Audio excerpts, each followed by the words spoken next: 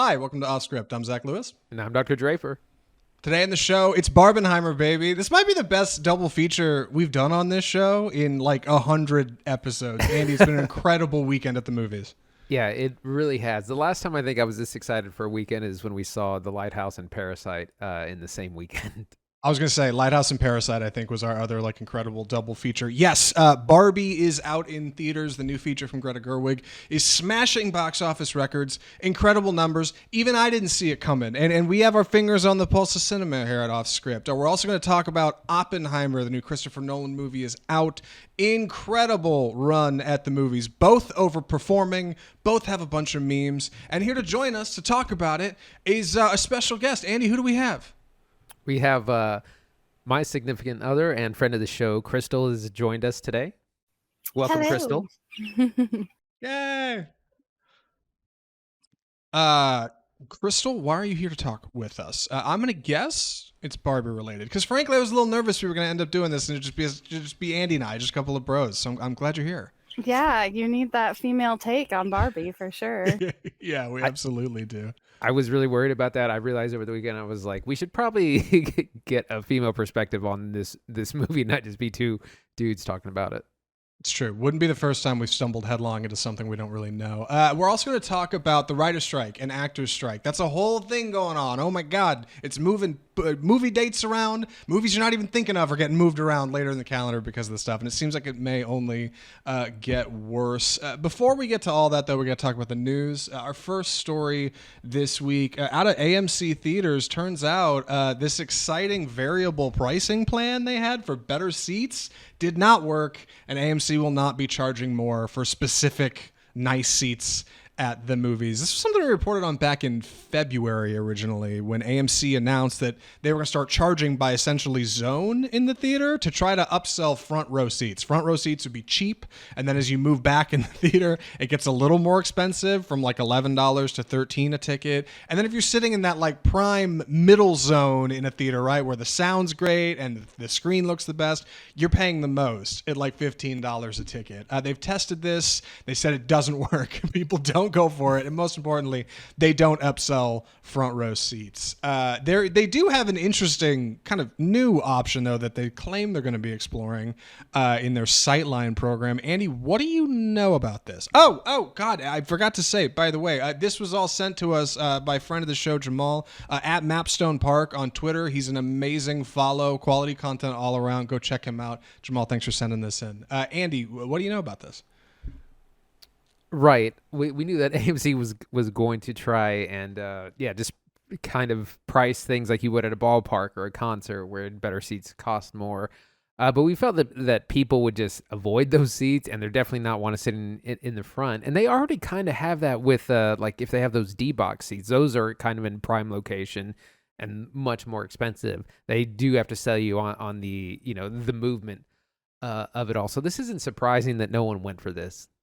It's funny, out of the two movies we saw this weekend, of course, one of them, Oppenheimer, we went and saw that in IMAX, big IMAX. I'm excited to talk about it towards the end of the show. But when we saw it, like the front row, it was almost completely sold out show, except for the front row.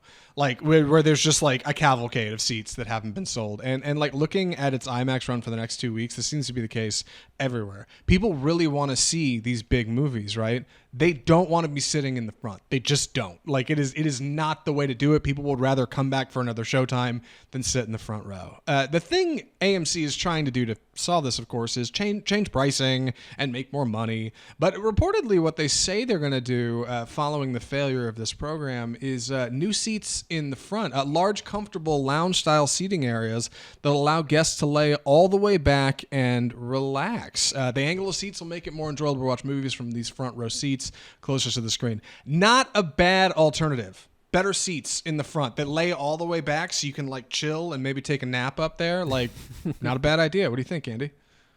It could be effective because I feel it's not just the very front row. It's like those front three rows. No one sits there. No one wants to sit there. They're constantly empty unless it's like the biggest movie ever. So, and you would probably have to take out a couple of those rows. You could maybe only have one or two of these really laid back lounge seats. But I think that would probably be better than what they have now, which is like no one sits there. It's totally empty. Yeah, me too. The only thing I'm worried about is like somebody snoring like halfway through my movie, right? Like some guy falls asleep up front, and you got to throw popcorn at him or something. I don't know, but either way, like not a bad idea. That's an offer I think people can get behind. That may make me go to an AMC more than like charging me more just to sit somewhere different in the theater. That was a bonkers idea. I'm glad it didn't work. Our next story, Dune 2 might be moving to 2024, which would be a big bummer for sci-fi fans, but that's not the only feature moving around. Warner Brothers has been moving and shifting and considering moving dates due to the writer's strike for a handful of small films. Nothing too big yet. I think Dune is the big one. But they got to start moving things around because they don't have content, or they're not going to have content because of the strikes. Andy, what do you know about this? Well, it's not so much that they don't have content as they don't have promotion. You know, a lot of the marketing campaigns for a lot of these big movies, they start 2 months in advance. So for Dune, that means in late August, September, they're going to want to start rolling out the marketing campaigns. And while the actors and writers are on strike, you can't have any of those actors do any film promotion. They can't do interviews. You can't promote the show in any way. They can't do a red carpet. So these studios are really worried about not having marketing campaigns for these big, expensive movies, and so they're thinking of pushing them. None of the big ones have been pushed yet, but we already have some casualties. Luca Guadagnino's Challengers, starring Zendaya, the tennis drama, was supposed to come out in September and premiere at the Venice Film Festival. It's been pushed to 2024. Yorgos Lanthimos' Poor Things was also supposed to come out in September. Also getting pushed to December, so it's not too bad, but we're starting to see a trickle of small films being pushed, and if it could be a domino effect, and we could see some of these bigger ones. And if Dune 2 gets pushed, I'm gonna lose it. I'm gonna totally riot.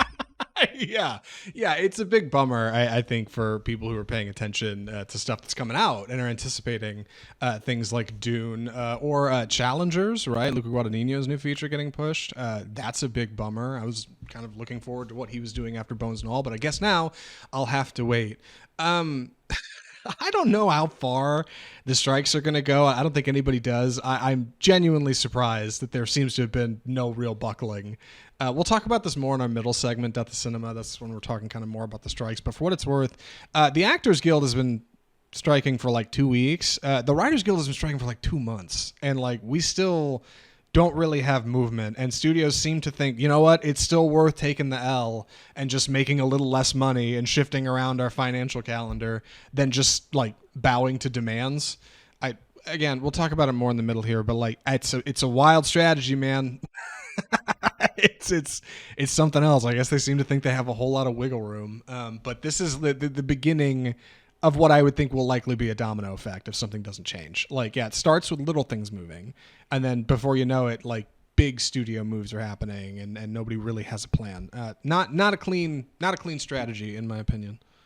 Yeah, if one of these big movies moves like Dune or the Marvels, any of these big ones, it could be, like you said, a domino effect. And we have like the big Napoleon biopic, Scorsese's stuff, Killers of the Flower Moon. Who knows? And a lot of the film festivals are also kind of shaking right now. They're a little nervous because the fall is festival season, and that's where you have a lot of star power, a lot of big promotion via your actors showing up these different film festivals, and they just can't. So film festivals are starting to sweat it too. Yeah, it's great.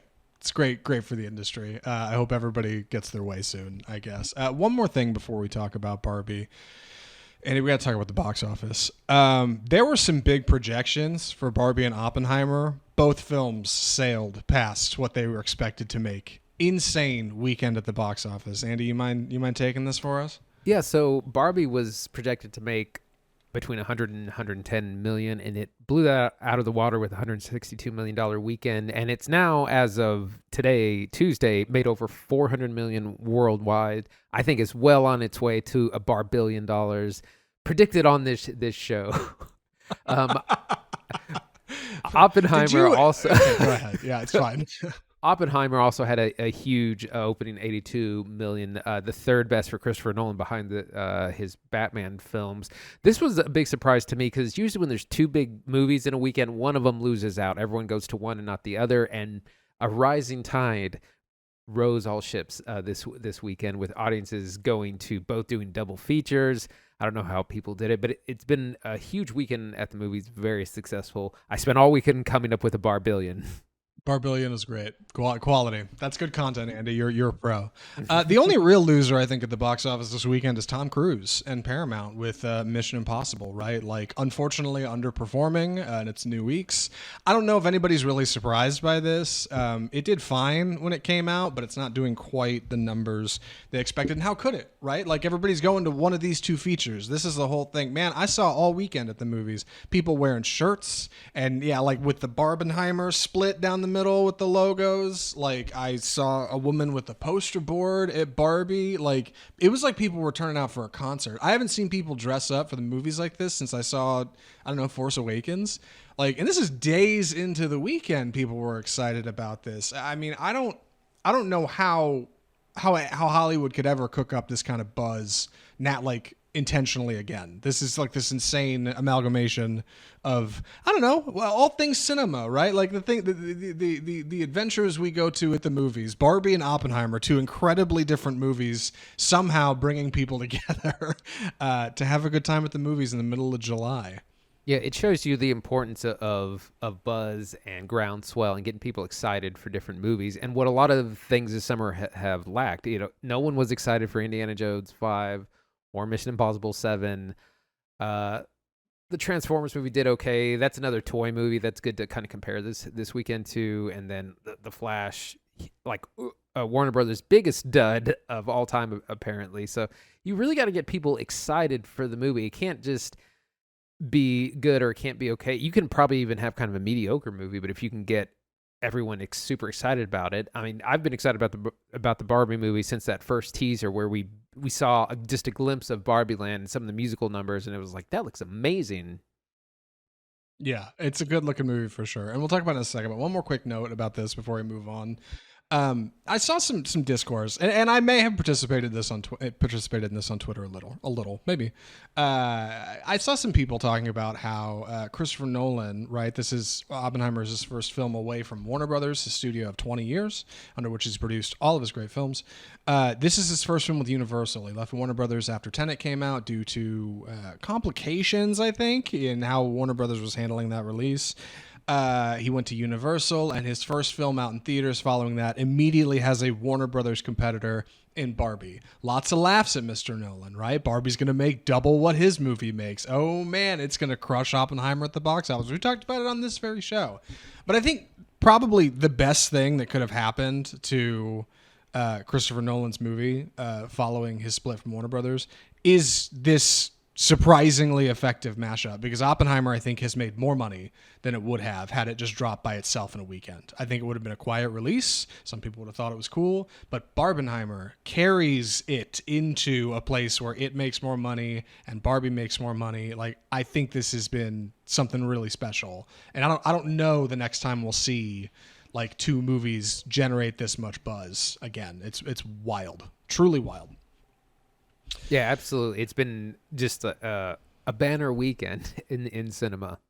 Yeah, it sure has. And Yeah, speaking of banner, go ahead, Crystal. I'm I sorry. was just going to say, I agree with that. I mean, I think one of the biggest draws to it, you saw everywhere, all the memes of like my Gothic side and my Barbie side. I mean, everybody has that. I really think Right. that it helped Oppenheimer make more money. Yeah, Meme like magic. Yeah. Yes, like I think Barbie lifted Oppenheimer, which is crazy. Who'd have thought? And with that, we need to start talking about it, of course. The first film of the episode, Andy's going to be taking here. Andy, please take it away. Barbie. So this is the long gestating project directed by Greta Gerwig, written by her and her partner Noah Baumbach, starring Margot Robbie and Ryan Gosling in the lead roles. This project has been in development for years, almost a decade, and it's changed hands, it's changed directors. At one point, Amy Schumer was going to star in the titular role. So it's changed hands, and it's finally out, Mattel's Barbie movie, long awaited. So our story begins in Barbieland, where we meet Margot Robbie as Barbie. She is stereotypical Barbie, and everything in Barbieland's amazing. Everything's pink. Everyone's happy. Everyone's having a good time. We meet a huge array of Barbies, played by this amazing cast, including Issa Rae, Kate McKinnon, Emma Mackey, Hari Neff, Dua Lipa. I mean, on and on and on. There's just a ton throughout the movie. Eventually, Barbie begins to kind of have a little bit of an existential crisis. Strange things start happening, like she kind of falls off her house. Her feet go flat. They don't have that kind of famous arch that they have, and she starts having these thoughts about, like, you guys ever think about dying? And we kind of learn that there is a real world avatar or kind of person who plays with Barbie, and she's kind of feeling those same feelings. So then she goes on a quest along with Ken to find the real life girl that is playing with her, and to kind of see what is happening, what's up with my human character. And then she also learns what it means to be in the real world, which is in stark difference to Barbieland. So that's our setup. There's a lot going on in this movie, lots to talk about. Zach, what'd you think? I think Barbie's a really stellar movie. I think it's really cool, and I really enjoyed it, and I'm excited to see it again. Going into it, I think Greta Gerwig has to answer the question, like, what do audiences expect of a Barbie movie? Is it going to be for kids? Is it going to be for jaded millennials? Is it going to be for older folks who used to play with Barbie like back in the day, right? It's a big legacy property. Obviously, there's a lot of Barbie media to come before. This is a different kind of approach. And I think from their first like teaser trailer with the open of the film, which is the 2001 A Space Odyssey sequence, they wanted to make it really obvious that we are not making this for children. I mean, you can bring kids, but like mostly it's aimed at people a little bit more mature. And in the same way that people, I think, walk into the Barbie movie with some kind of expectation, I think Gerwig does a great job of holding up like women, the idea of women as a concept, and what people expect of them, and kind of placing those two things adjacent to create an adventure that's surprisingly fun, candid, really surreal, and very funny. I liked Barbie a lot. I'm excited to talk about it. Crystal, what did you think of Barbie? Oh, I love Barbie. I think it was such a great blend of things for so many different audiences too. And a lot of times when movies try to be for every audience, they fail horribly, and it just ruins it for every audience. But there were jokes in there for lesbians. There were jokes in there for kids. There were jokes in there for those of us who played with Barbie in the 90s. There were jokes for people when Barbie first came out in the 50s. There was a lot of different things in there that I really appreciated, even if the joke wasn't for me specifically, if that makes sense. So that was something that I really appreciated. And I really liked seeing so much of the throwbacks. If you weren't someone who played with Barbie, you might have missed that, but it was chock full of Easter eggs. And sometimes that can get really annoying, but it was something that I really appreciated in this movie because it brings you back to those classic moments. And everyone, because there's so many options with Barbie, had a different classic moment. So I just felt like it was so many options to connect with the audience individually. Absolutely. No, I feel the same way. Andy, where do you want to start talking about this thing? Well, I just want to give my quick thoughts before we get into specifics. This movie grew on me over the weekend. I think I suffered from like the hype viewing where I was really hyped for it, and I was a little like I wasn't very enamored with it initially, but I've grown to really, really like it. Sometimes that happens, like where second viewing or third viewing is actually way better than your initial. That's how I felt about like the Joker movie. I didn't really like it initially. But I'm really loving this in hindsight. It's so much fun, but it's also very serious. You know, you have the almost Toy Story version of a toy and their environment, their home Barbieland, amazing, and all the different versions. But then you also have very real issues of what it's like and what it means to be a woman in modern times and what it meant 20 years, 30 years, 50, 60 years. It also addresses problematic elements of the Barbie brand, and they're like, oh, this Barbie used to have like inflatable breasts, and it's like, oh, geez. So they didn't shy away from that, but there's a lot of great things to talk about. Go ahead. Where do you want to? Well, I was going to say, I think where I'd probably want to kick it off is its setting. I think that's kind of the first place we should talk about it. I know the cast is really important. I want to talk about the script. But you can't talk about Barbie without talking about Barbieland, which is this surreal, hyper-saturated, bright pink, bright blue world that all of the Barbies and all of the Kens live in. It's where the film opens, of course. You could see it in the trailer.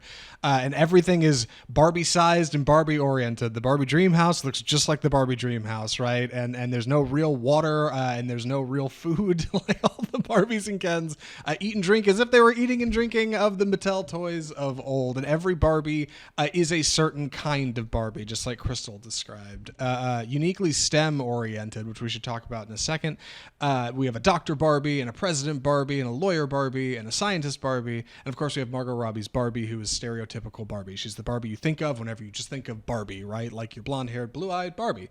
And we have Ryan Gosling's Ken, right? Who just wants Barbie's attention so bad. It's all he wants in the whole wide world. And meanwhile, Barbie's got other bigger fish to fry.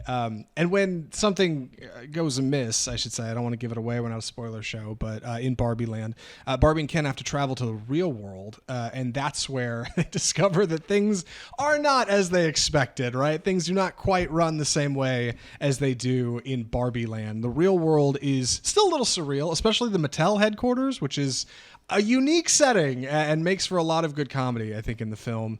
But otherwise, like bouncing between Barbieland and the real world creates a unique blend of like surreal and reality that I think disarms you for its most emotional moments. Reminded me a little like a Wes Anderson movie, right? Like with a big artificial set that creates, I don't know, like a setting for your characters to just kind of play and have fun, and you don't have to spend too much time getting mired in like the complicated.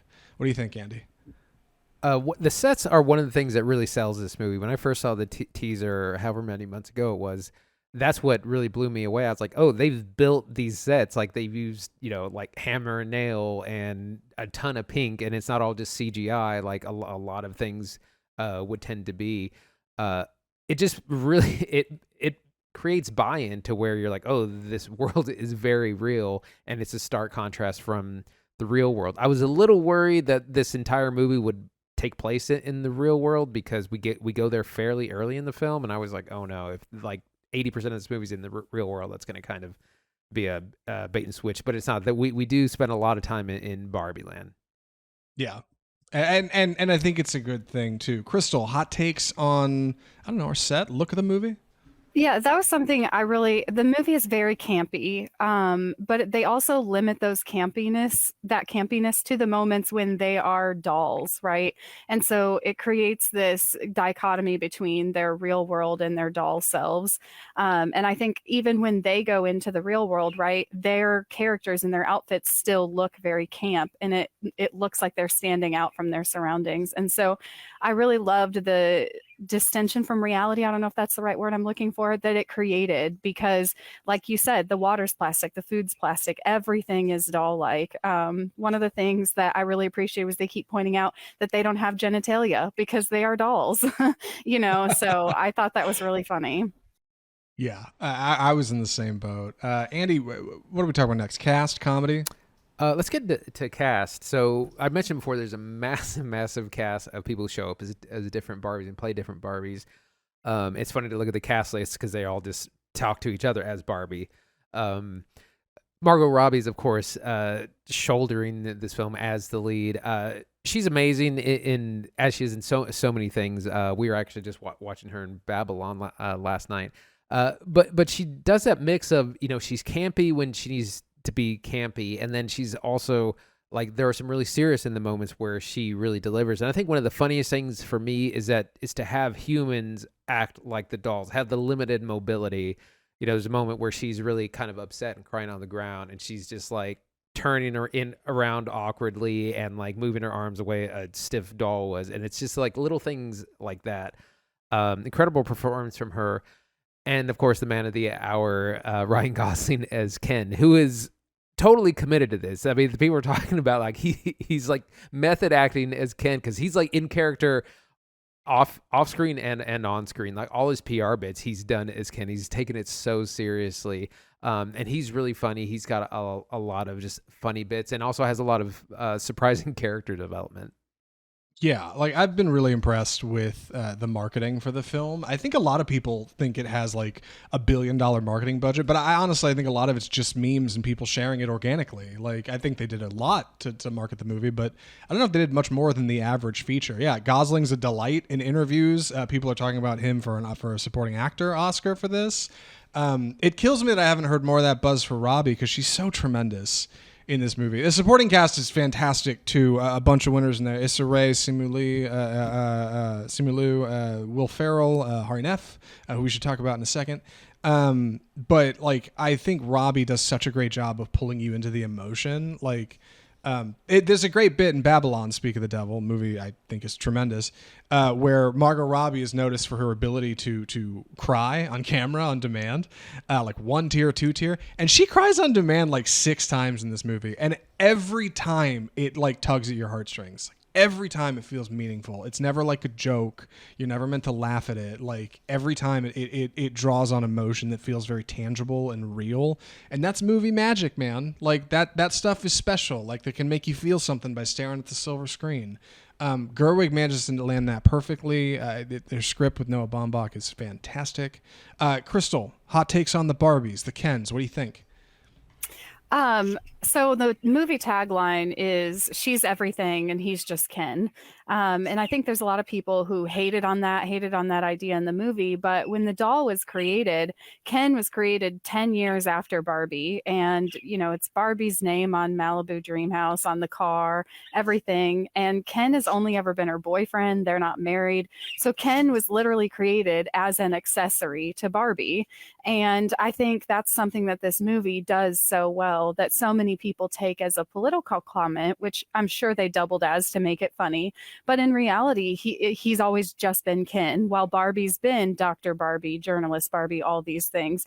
The first Ken that ever came out, the only clothing he ever had was a pair of swim trunks, and they never gave him any more accessories or anything. So I think that's something that the movie does really well. There's a bunch of Kens, and they're all just Ken through the whole movie. They all just call each other Ken, but there's all the Barbies are by their profession: President Barbie, Dr. Barbie. And I really loved that the professions were either, like I said, political or what you mentioned, STEM. There's one Barbie, Mermaid Barbie, Dua Lipa, and that's a great throw in there. But literally every single other one is a journalist or a diplomat, things like that. So I really appreciated that. I will, however, add that I never want to see John Cena act in anything again. Merkin was his titular role. That was amazing. Apparently, he brought his own wig. Apparently, he has like a collection, because people were pointing out like his wig looks amazing and like Dua Lipa's is it's a little shoddy, and apparently it's because it's his own and it's like fit to his and cut to his head and all that. Didn't he wear some wig like that in some other movie or commercial he was in? I wonder if he like kept the wig. Probably. Maybe. Now that you mention it, I think I have seen him in a long blonde wig like one other time. I can't tell you what it was though. But yeah, you're probably right. Yeah, friend of the show, John Cena. Everybody loves that guy. Andy, what's next? I feel like we've been talking a long time. Maybe we should start to curb this, but there's a lot to say. Right. I wanted to get a little bit into the plot. There is a lot going on, and I think I want to talk about like the inspirations. There's hints of like Toy Story, of the Pinocchio story, of this kind of these other coming of age bits. There's so much inspiration in the movie that it just culminates in this amazing thing.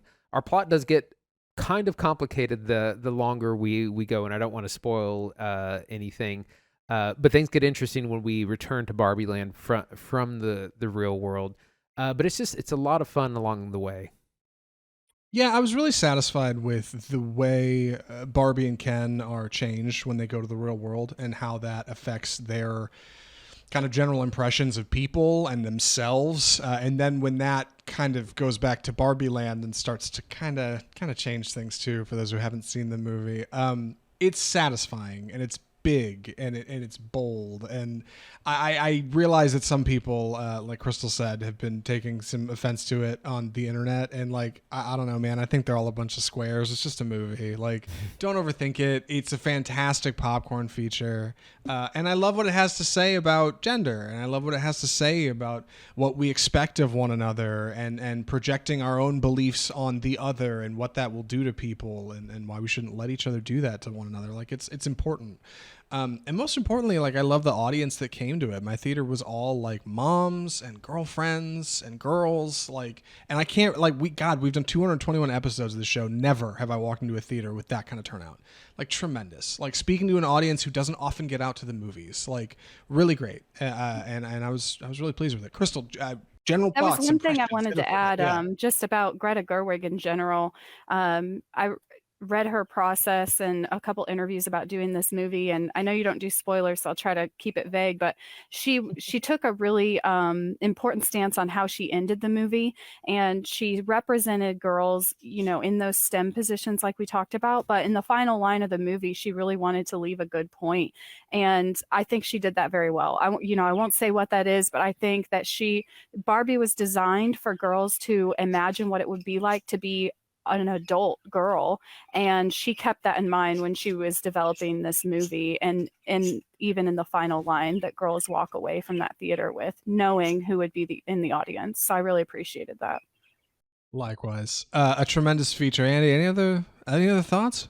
Last thing I just thought as we're playing the trailer footage, Kate McKinnon plays Weird Barbie. Yes, thank you. She's the Barbie that you experimented on, that you cut her hair weird and drew on with marker.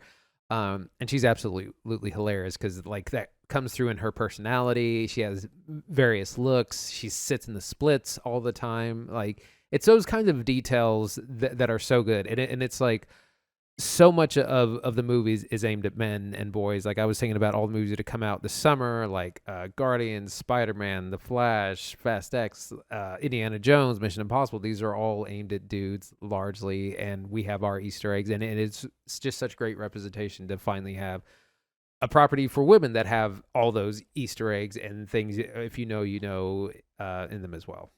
Yeah, it's true. Like, we've seen a lot of like dude-oriented films on this show naturally, right? It's genuinely refreshing to see something different, see something new, to hear bold voices. It's tremendous. Recommendations? Are we ready? We are ready.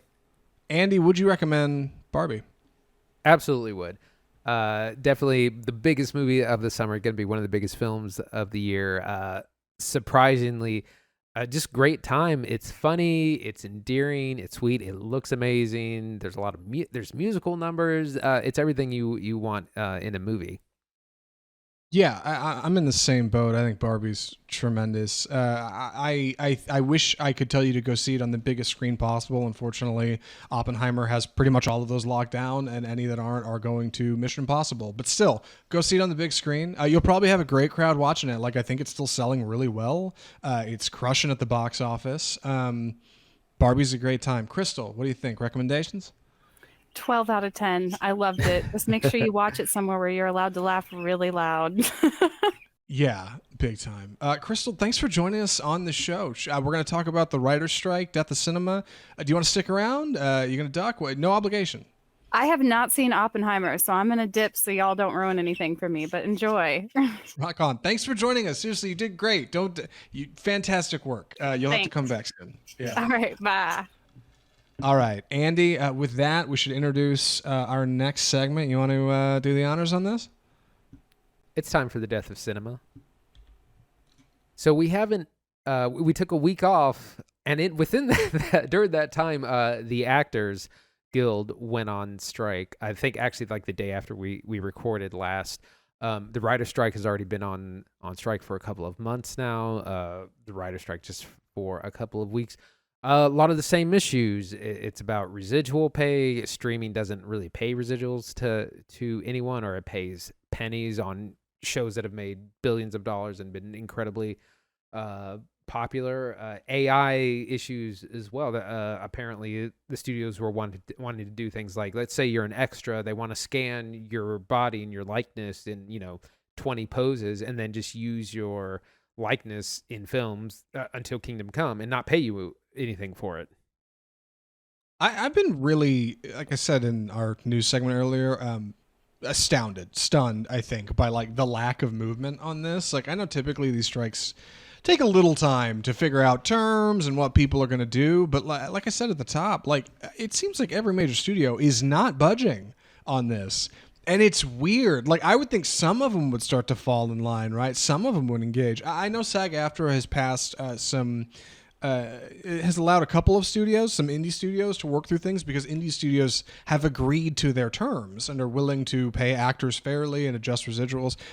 Probably the biggest one being A24, who is currently in production on 2 films, because they are agreeing to SAG-AFTRA's demands and they're getting a waiver from the union, which is great. So it wouldn't be impossible for Universal or Warner Brothers or Disney or any of them to say, you know what? You guys are right. You know what? It's worth it. You're worth it. You're our talent. You're our stars. Welcome back. Same with the writers, right? Nothing doing. It just seems like silence out there, right? Yeah, I mean, the studios aren't budging. It's, the famous Batman phrase, when an unstoppable force meets an immovable object. No one wants to budge.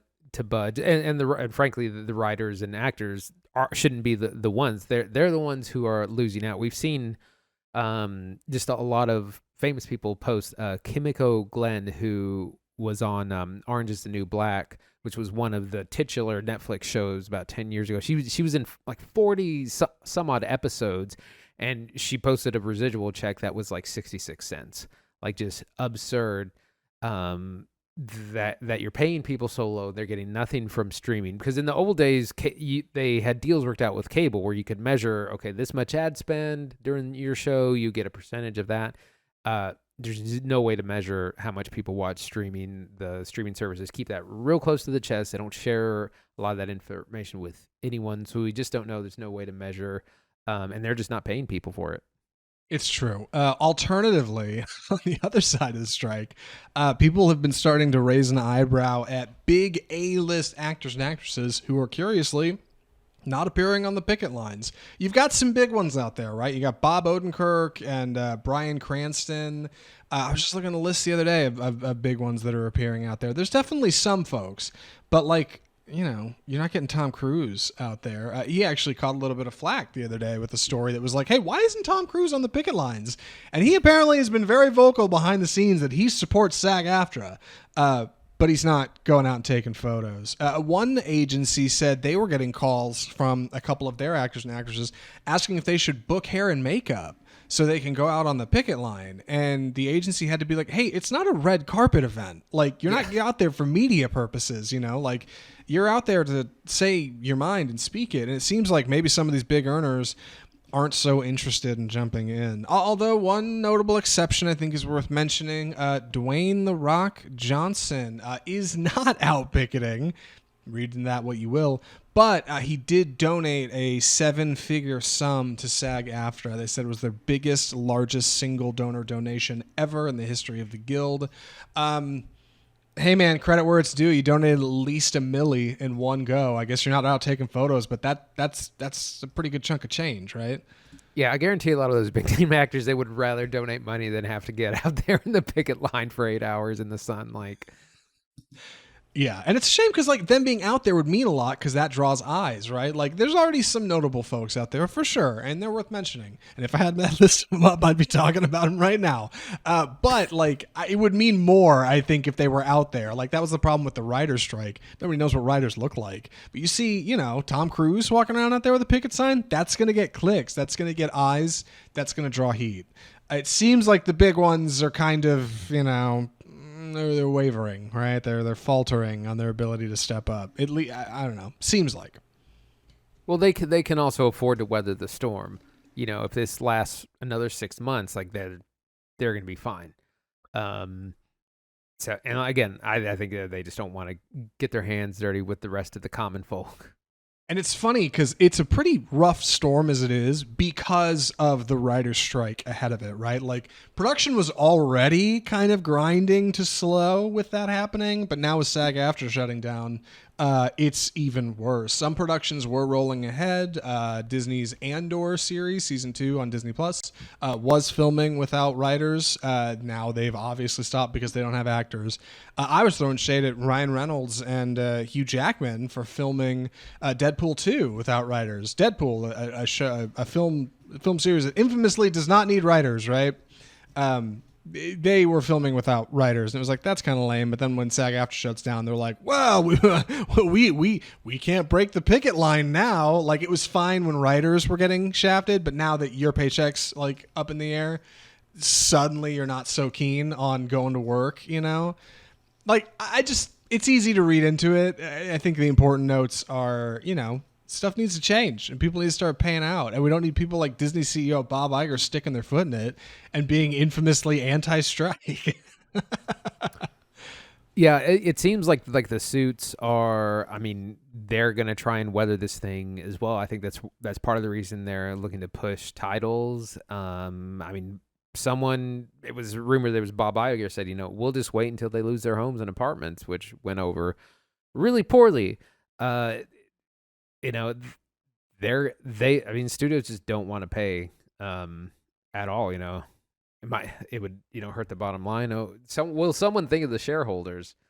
So it seems, like I said, between a rock and a hard place, and we'll see how long it goes. But what I keep hearing is, you know, the actors and writers, they're already used to living on a shoestring budget. A lot of them already have second and third jobs, so they'll just take kind of more of those as they wait for the industry to turn around. They can survive this. Yeah, so I hear. The Iger comment was really stunning, just because, like, I remember Chapek getting roasted by the Disney board of directors when he put out that like letter about the "Don't Say Gay" bill in Florida and where Disney stands on it. Like, they got pissed and furious, reportedly, because they were like, why are you, the Disney CEO, stepping into very public politics? Stop it, right? Like, nobody's asking you to make a statement, just say nothing.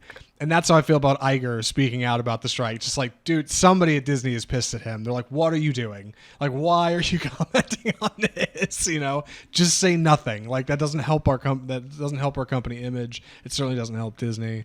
I don't know how much longer this is going to go on. I think in a way, I respect that the productions are getting moved for it. Like, that's what a good strike is, right? Like, it shuts down production, and so far, it's working.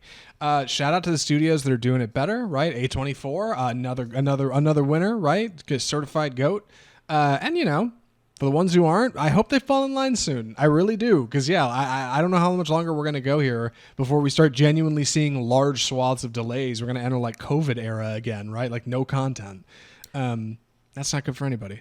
Yeah, I think that's going to be one of the big things. You're already seeing, I saw a list where probably half of productions or things that were supposed to come out in, like, the fall, spring, summer have been delayed because of the strike or just put on hold. And a lot of these things, like the MCU particularly, are kind of hanging on by a thread right now. It's not really super cohesive, and if they get a ton of delays on their very, very, like, specialized timeline for releases, it's just going to crumble. You're just going to have entire cinematic universe. They're just going to cancel because there's like, well, it's been too long since this. No one remembers that. This project never really got off the ground, and it's just going to come to a grinding halt for some of these bigger properties, I think. Yeah, billionaires can't cry poverty. Greed will erode these brands. Like, if they don't do something soon, it's not going to be good for anyone. Everybody loses. So, like, I hope the people who make a lot of money step up and do something about it. I hope the people that are earning the money step up and do something too. You know, like, something's got to change, and it's not getting any cooler in LA. The strikers need some water. So. Keep it here at Off Script for more about the strike. I mean, we're going to be talking about it till we're not. I think it's going to continue to dominate the news. If anything, it's only going to get more important in the film world. We'll see where they go. God bless them. And with that, we need to talk about our final film of the episode. I'm going to be taking the summary on this one, which is a little stressful because I haven't quite rehearsed it as much as I should. So maybe may lean on the IMDb summary a little bit here because we'll be fully transparent. With that, let's talk about it. The movie is Oppenheimer. So Oppenheimer is a historical biopic from large-scale filmmaker Christopher Nolan. It's his first film with Universal, following a split from Warner Brothers, his storied studio of 20 years, under which he produced The Dark Knight, Prestige, Interstellar, Inception, Tenet, his last one, and now he is back with Oppenheimer, the story of J. Robert Oppenheimer, the American scientist that created the atomic bomb that was swiftly dropped on Japan in a horrifying act of war. Two of them, actually. It was a whole thing. The movie doesn't focus so much on that, fortunately, more on the building of the bomb, right? And J. Robert Oppenheimer, who's a young, up-and-coming scientist who sees the world differently and wants to explore what's possible in space and time. But suddenly, of course, about halfway through his career, America enters the war. Hitler declares war on the world. World War II kicks off. And right when I think the atom is split, Oppenheimer realizes that every great physicist would have the ability to create a large-scale explosion, a bomb, if you will. And suddenly, countries begin scrambling to grab up scientists as fast as they can to be the first to create the weapon that will end the war upon their enemies. It is a wild 3-hour biopic. Chunks of it are in black and white. There's incredible footage of explosions, space-time, all of which is claimed to be made without CGI. Obviously, still a little visual effects, I think. But anti-CGI Chris Nolan has done something rather stunning here. Film stars Cillian Murphy as the titular Oppenheimer. The movie is Oppenheimer. Andy, what'd you think? Like we were saying, what a weekend at the movies. And Oppenheimer couldn't be any different from Barbie. It's a 3-hour biographical epic. Largely, it's kind of a political, historical drama more than anything.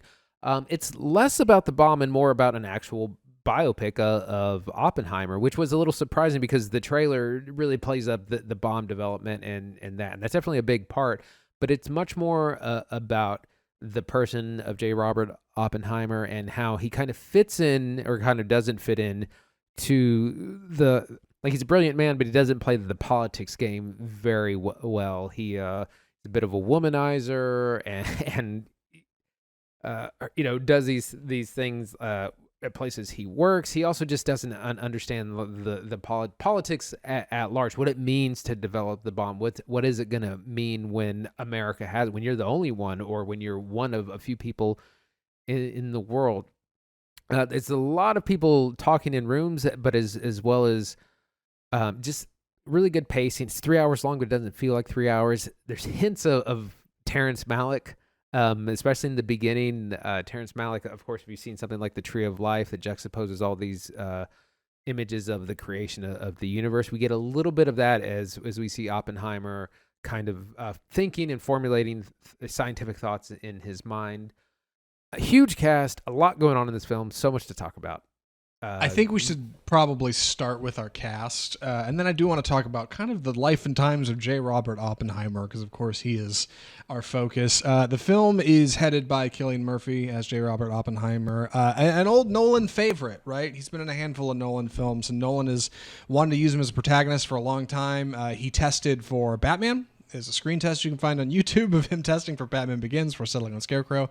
Nolan always said he loved his piercing blue eyes. That was the thing. He loved that Cillian Murphy just has these like strikingly ice blue eyes, which is true, and are very much featured here.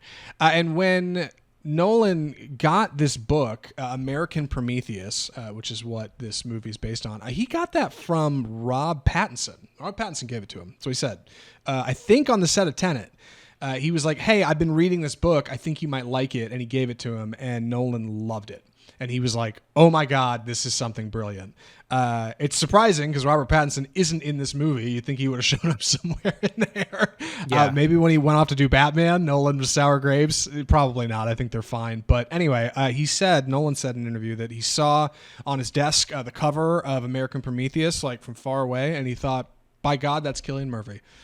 That's him right there. Film also stars Emily Blunt, a whole host. Matt Damon, Robert Downey Jr., Alden Ehrenreich, Jason Clarke, Tony Goldwyn, Kenneth Branagh, just to name a few. There's a bunch others in here. I almost don't want to give them away because Much like a Wes Anderson film, the cast is so charming, and so many of them are just used for like a couple scenes, and then you don't see them again. And it makes for like a great carousel of interesting characters to swim in and out of your movie, like that keeps our 3-hour plot line moving very effectively. Even through its kind of back and forth time shift sequences, which I think we can talk about without giving away too much. Yeah, the movie juxtaposes Oppenheimer's very early life in science to also getting recruited to develop the bomb with scenes that take place about 10, 15 years later, where he's being interrogated about his security clearance and how that relates to members of Congress in very different periods. And you have this juxtaposition of, he was this great figure in the American war effort, and then 10 years later, he's persona non grata. And you also just have this background of kind of Red Scare going on. This was very anti-communist time when McCarthyism started to kind of develop. So you have that going on in the background. And this is, again, when Oppenheimer's not good at playing the politics of it. He's very open-minded. He associates with left-wing and communist groups, and people are like, stop doing that, stop hanging out, stop talking about unionizing in the teachers lounge. And he doesn't. He does what he wants to do, what he thinks is right in the moment. So we have these political issues kind of going on in the background as well. And there's like, one of the big issues is the secrecy of it all, and Matt Damon's trying to keep people separate. He's trying to keep the secrecy. Like, this group of people doesn't talk to this group of people. And Oppenheimer's like, they got to talk or we're not going to get it done. And he just does it. So there's a lot of layers going on.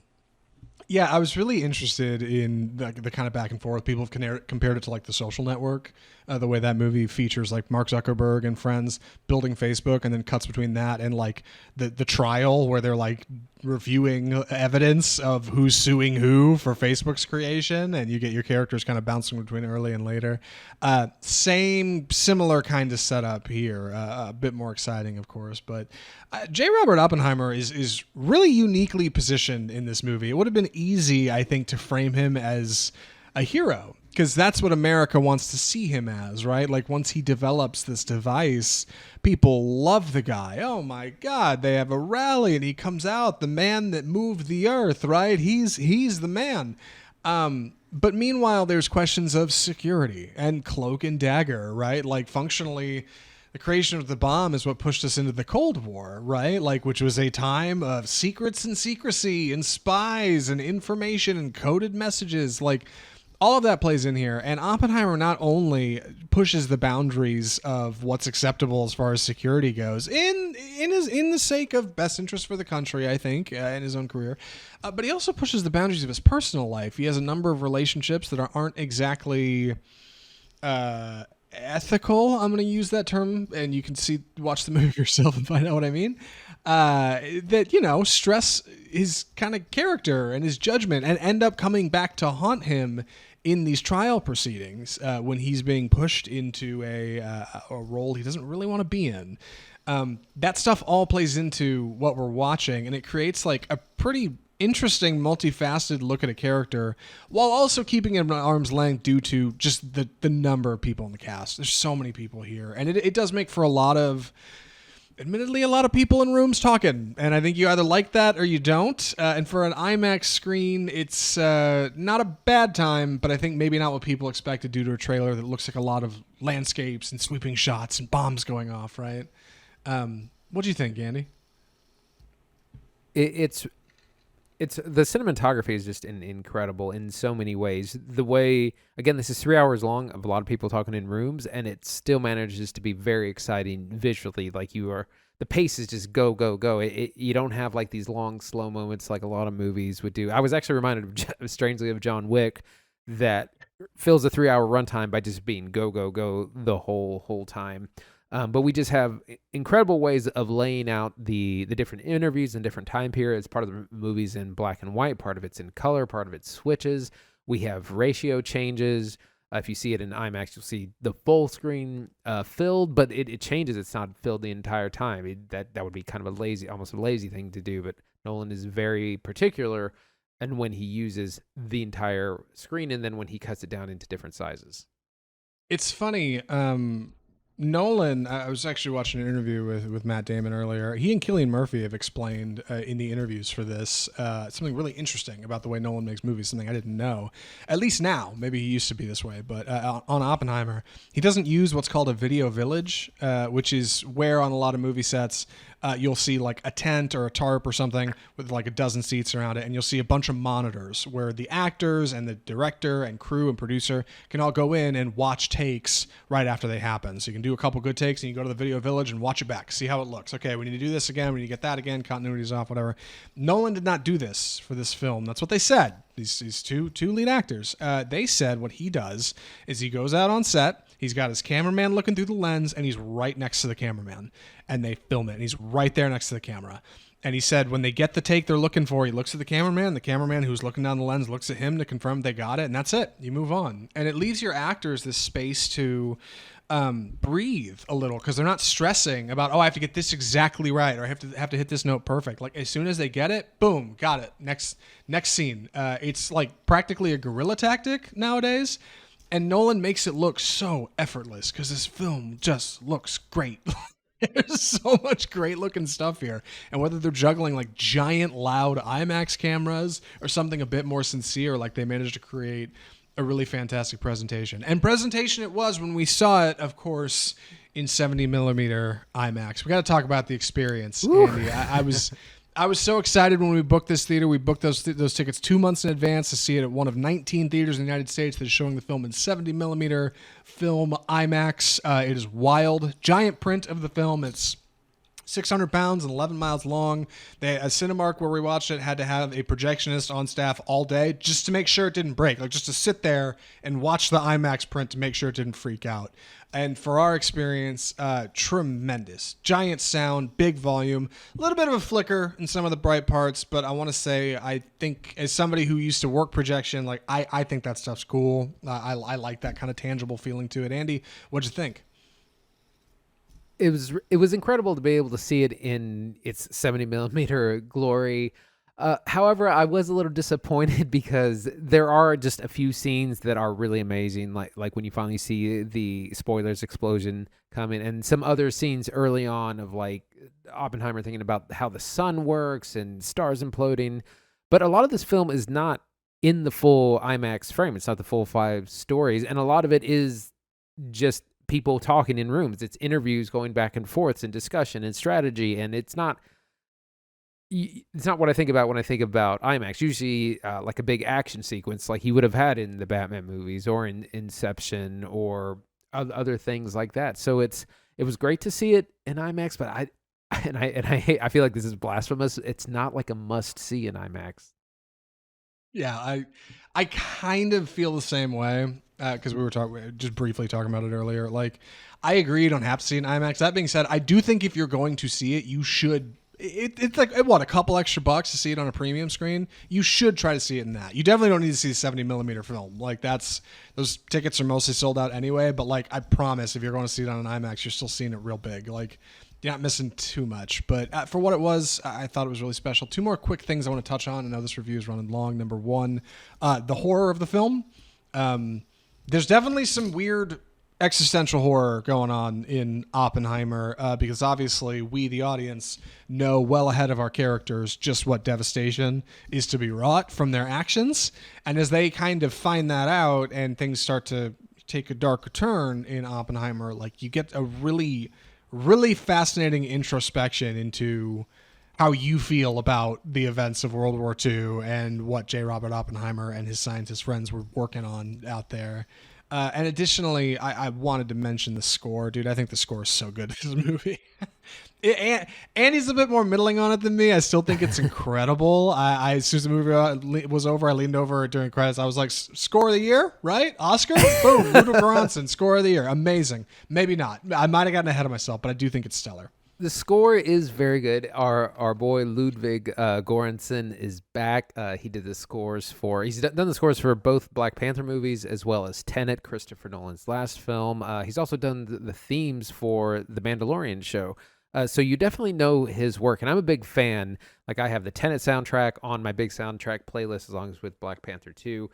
I wasn't as in love with this as I've been with some of his other stuff, but it's very inspired by the work of minimalists. And I need to explain this just a little bit because minimalism in music is different from in art or in other. It doesn't mean small or sparse. What it kind of means is repetitive. If you think someone like Philip Glass or Hans Zimmer, that you'll have very repetitive patterns that very slowly morph and change over time. Philip Glass is famous for doing his like and for like minutes on end, and then things will slightly change. And so we get a lot of that. We also have the influence of composers like Steve Reich and that kind of the minimalists of the 60s. So this doesn't sound as much like Ludwig Göransson as I've come to know his work. It's a little bit more restrained, but I think it's because it's not that kind of movie. Like it's not an action movie. It's not Black Panther or Tenet, but it is really, it's part of what helps the pacing moves. The music is moving the entire time.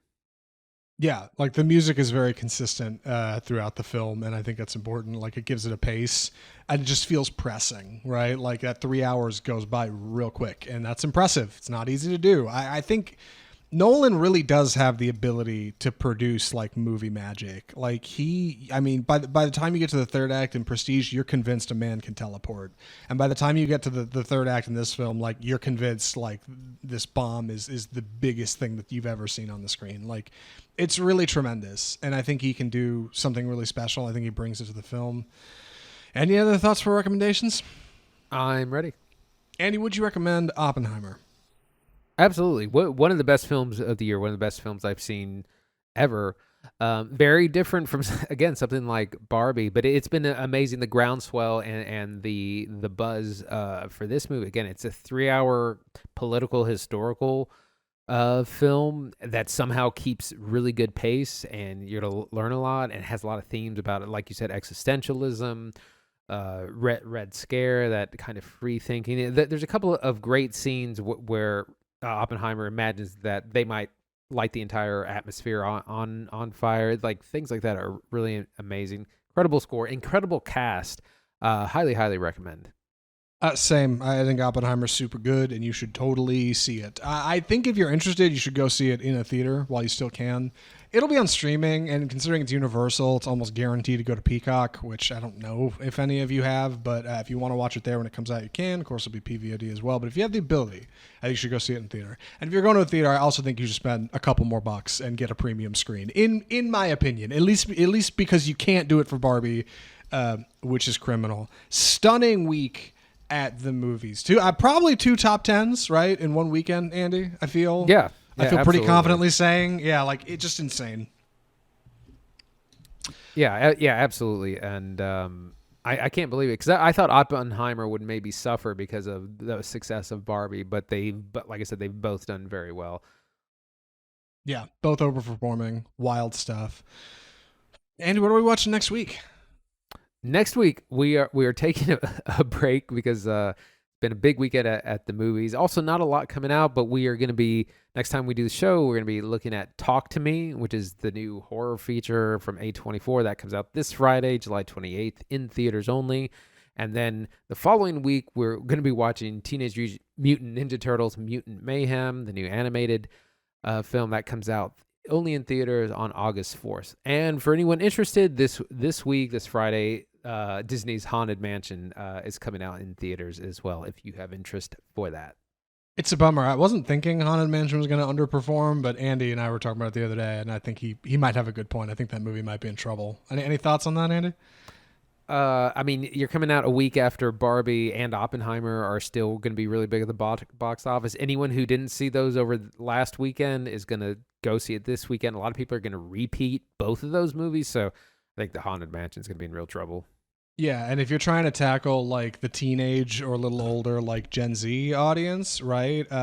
Haunted Mansion, which is, kind of Pirates of the Caribbean-y, Disney, Jerry Bruckheimer looking stuff with a fine cast, lovely Keith Stanfield, is going up against Talk to Me, a film made by 2 New Zealand YouTubers. that is still reported to be the hottest horror film of the year. So if you're a teenager, right, like which movie are you going to try to get into? The Kid Ride or like The Real Show? I think Haunted Mansion's in trouble. It's a real bummer. We'll see though. Maybe not. We've been wrong before. Not often though. And in the meantime, yeah, we'll keep an eye on TMNT and talk to me when it comes out. If you enjoyed the show today, if you like what Andy and I had to say, if you want to hear Crystal again, she did great. Andy, thanks for having her on. You can follow us at offscriptfilmreview.com and all the usual places. We're on Twitter, we're on Instagram, we're on Facebook where we live stream our show every Tuesday. We're on YouTube. Big things happening on the YouTube channel. Gotta go check out the YouTube channel. Seriously, I've been talking about it for weeks. You gotta go see what's up over there. Big things going on. We are available in all the usual podcast outlets, right? iTunes, Spotify, iHeartMedia, Google Play. You might even be able to get us to play on your Amazon devices. But if you want to reach out to us directly, you can email us. I'm losing it. You can email us at mail@offscriptfilmreview.com. You can check out our website, offscriptfilmreview.com. And you should subscribe and leave a rating and review because those are important things to do too. Boy, I took that week off last week and I've lost it. I'm going to wrap it up. From all of us at Offscript, the home of bold cinema, I'm Zach Lewis. And I'm Dr. Draper. Thanks for watching.